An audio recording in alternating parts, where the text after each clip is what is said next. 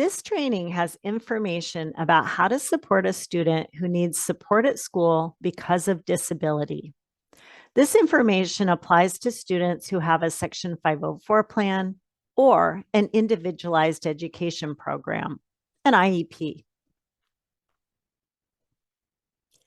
This training focuses on the rights of students under Section 504 of the Rehabilitation Act, passed by U.S. Congress in 1973.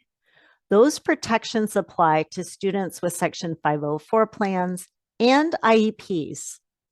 For more information about student rights, please watch the first video in this training series called Pyramid of Rights. The key to Section 504 is equity. To access a public place or service, such as school, a person with a disability is entitled to support.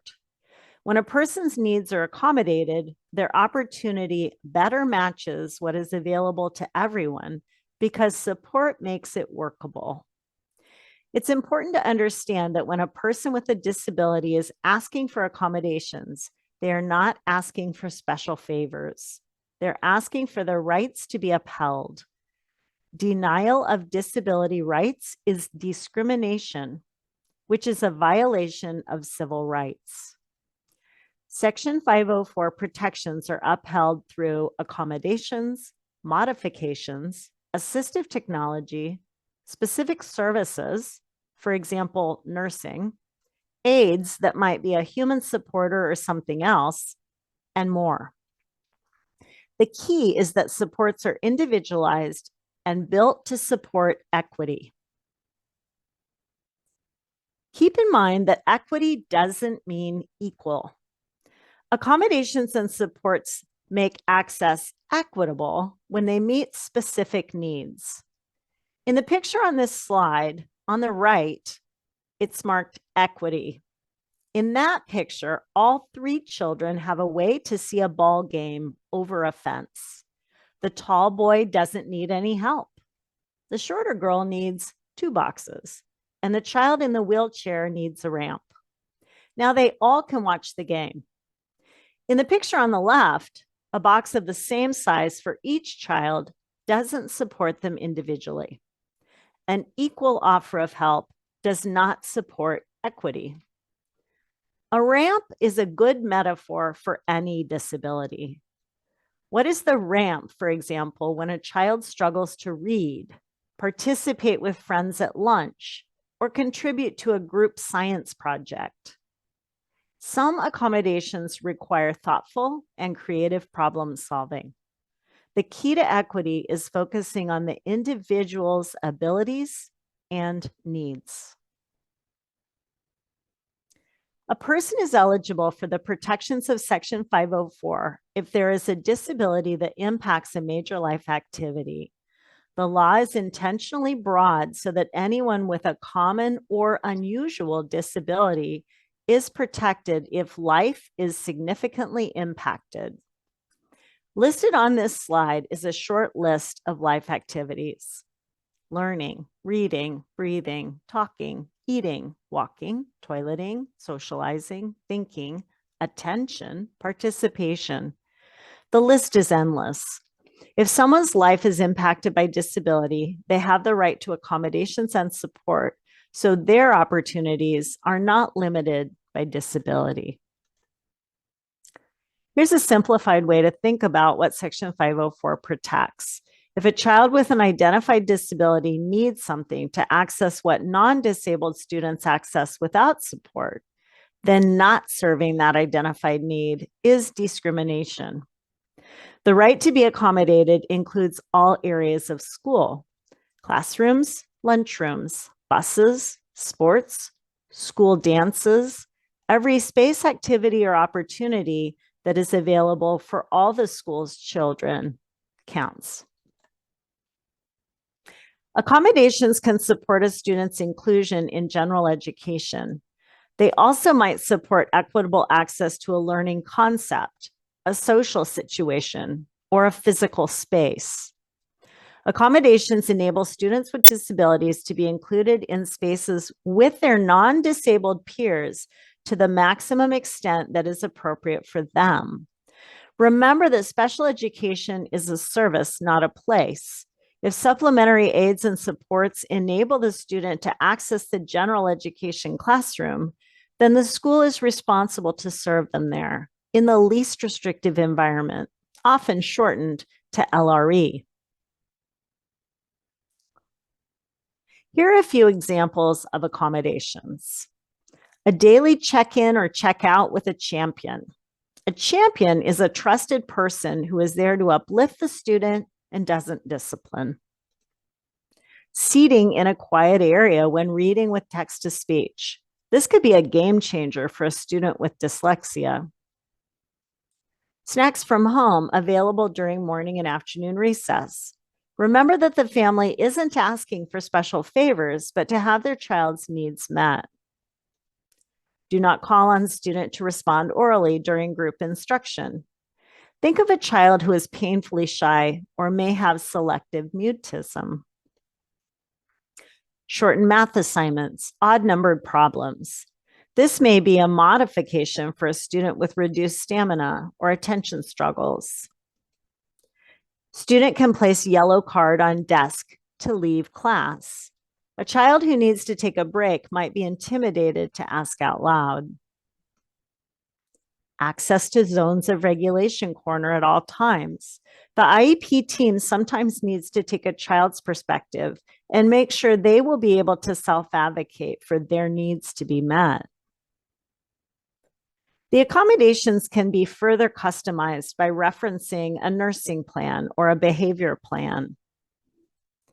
Families who want the school to be accountable for more consistent information sharing about a student's program and progress can request an accommodation for school-to-home communication. This is a short list.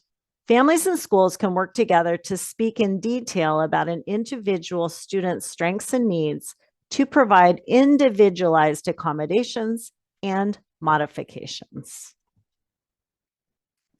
An accommodation is a support that makes it more possible for someone with a disability to get the same outcome or benefit. A modification is different. A modification changes the requirement or expectation. For example, a student might take a different test or have a homework assignment changed so they do only part of the work. A term paper project might pivot to a multimedia presentation.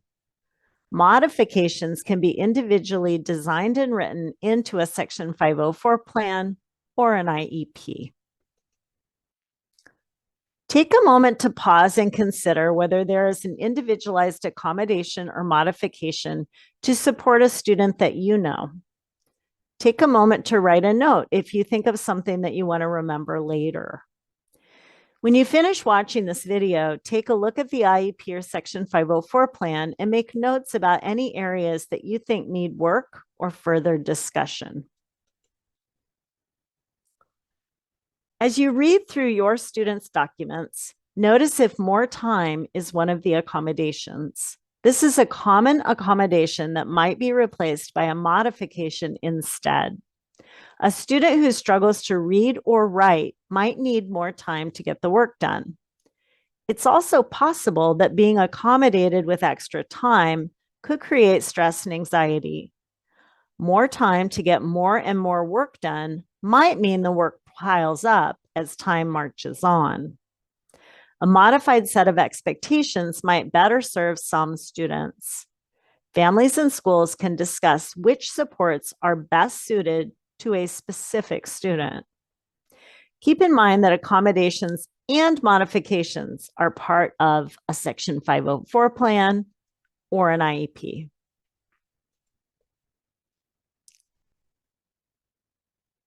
Here's another consideration. Some IEPs or Section 504 plans list an accommodation as needed. For example, a student is able to take a break as needed. That might work well for some students, but it might mean that the support is not actionable. Who, what, and why questions are important ones to consider. If the student is responsible for asking for the accommodation, do they have that capacity and skill? Knowing what the accommodation looks like in real time is important. If no one can describe how it's used, then it's unlikely to be very effective or helpful. Sometimes it helps to go back to the why. Why does the student need the accommodation? When that answer is clear, the what and the who may become clear also. It's important to make sure everyone involved in the student's education understands how the disability impacts their life and how accommodations make opportunities more accessible.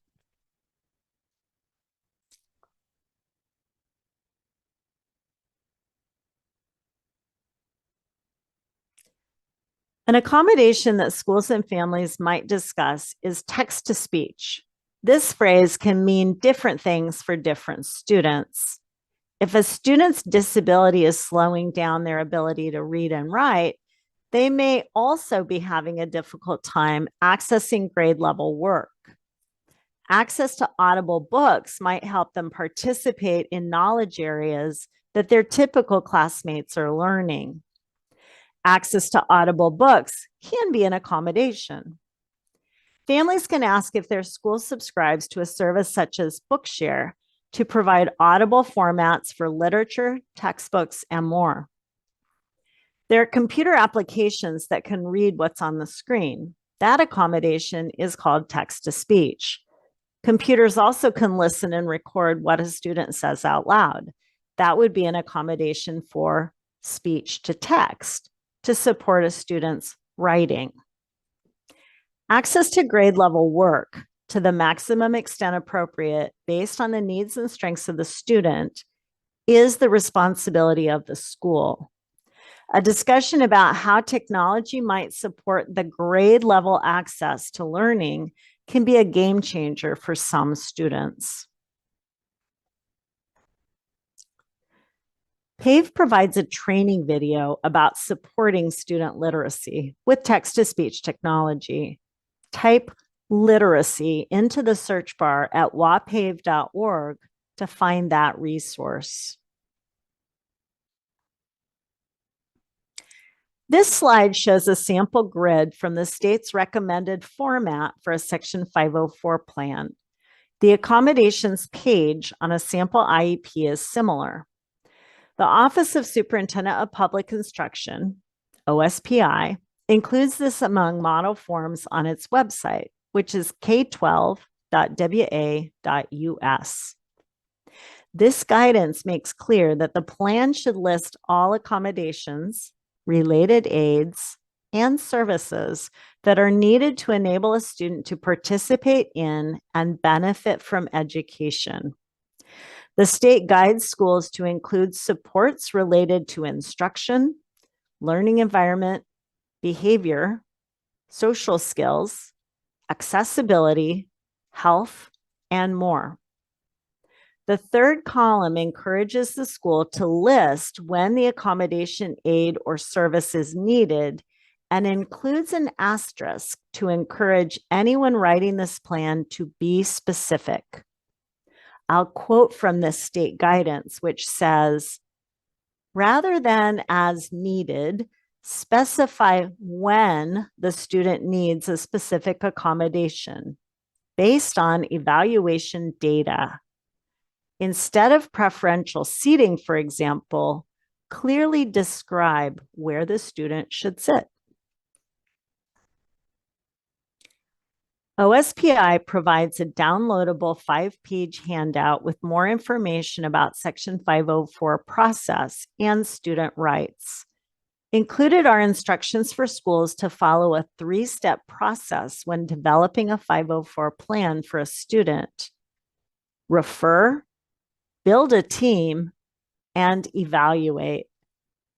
This mirrors the process for determining IEP eligibility.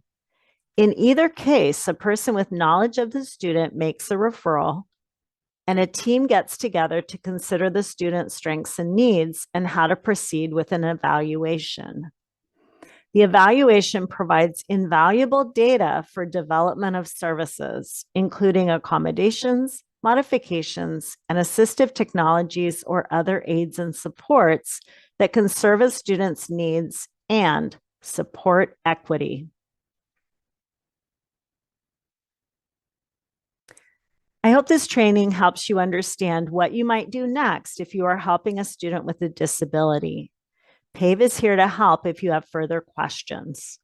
This training is provided by Parent Training and Information, PTI, a program of Pave. Our not-for-profit has been helping families in Washington State since 1979. This slide shows a picture of our website homepage. Our address is wapave.org. Students, family members, and professionals can get direct assistance by clicking Get Help, highlighted with the yellow circle. You can also leave a message by phone to request help at 800-572-7368. We provide language translation options. The teal arrow is pointing to the place on our website to choose a language for reading our articles online. If you need help with the accessibility of any of our resources, please let us know. Pave is not a legal service organization and cannot give legal advice or represent families. PTI's funding comes from a U.S. Department of Education grant, but the U.S. government doesn't review our training materials in order to endorse them. We'd love to know whether this training was helpful for you. On the page where you found this video, there's a link to a short survey. Thank you for sharing your feedback. Please contact us at wapave.org for individualized assistance or further training opportunities.